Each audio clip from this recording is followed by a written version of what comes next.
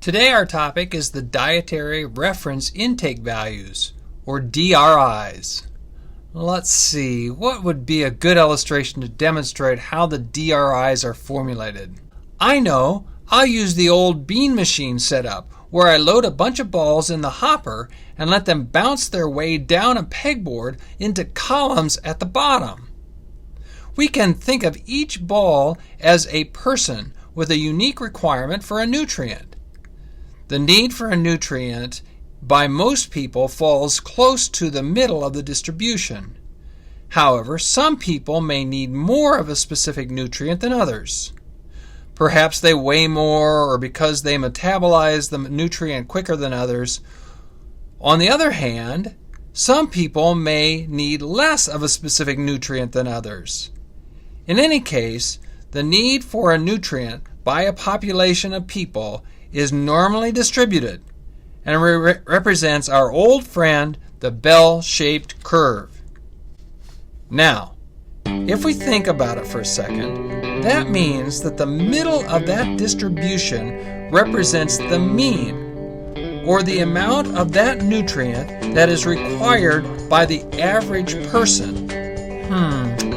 If the average person ate that amount of the nutrient every day for a long time, they would not be deficient. In fact, if any person who requires less than the average amount ate the average amount for a long time, they too would not be deficient.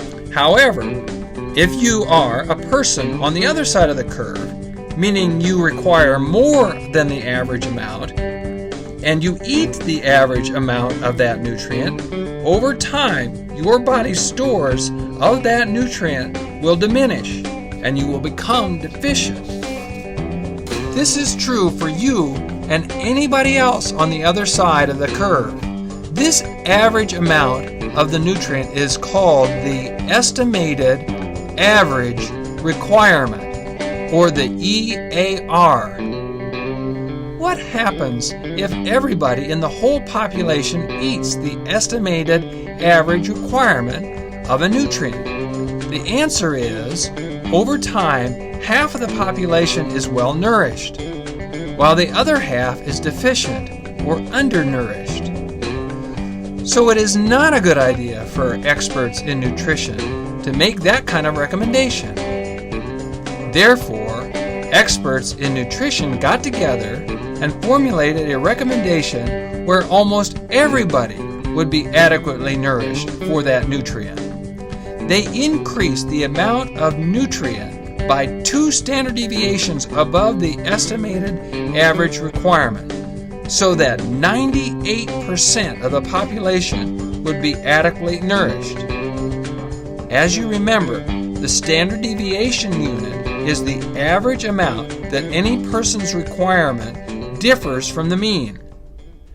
This recommendation is called the Recommended Daily Allowance, or the RDA, and it means that if everybody in the population ate the RDA for a nutrient for a long time, only 2% of the population would become deficient. Setting the recommendations high works for most essential nutrients, such as vitamins and minerals, but isn't the best strategy for recommending overall energy needs or estimated energy requirement.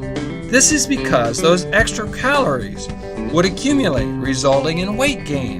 Therefore, the calculation is based on the age, gender, height, weight, and physical activity of the individual.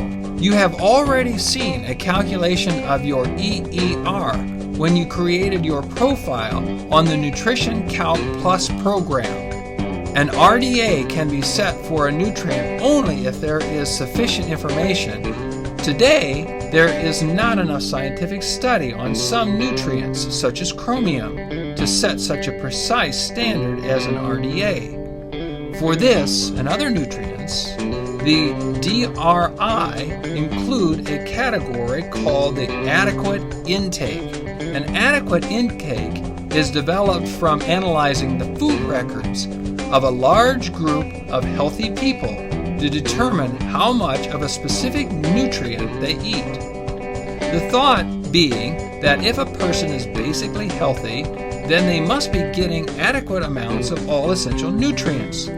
Thus, the actual AI is set at the average amount for a group of healthy people. In some nutrients, excessive intake may lead to too much of the nutrient in the body. In these cases, a tolerable upper limit, UL for short, has been developed. As intake exceeds the UL, the risk of ill effects increase. These amounts generally should not be exceeded day after day, as toxicity could develop. For people eating a varied diet and or using a balanced multivitamin and mineral supplement, exceeding the UL is unusual. Problems are more likely to arise with diets that promote excessive intakes of a limited variety of food, with the use of many fortified foods, or with excessive doses of individual vitamins or minerals. Finally, the daily value, or DV, is a dietary reference intake value that was developed for use with food labels. The DV applies to people from ages 4 through adulthood and is based on a 2,000 kilocalorie diet. In many cases, the DVs are exactly the same or close to the RDA. Well, there you have it. That is a list of dietary reference intake values. We will be referring to these recommendations in the future as we study the various individual nutrients.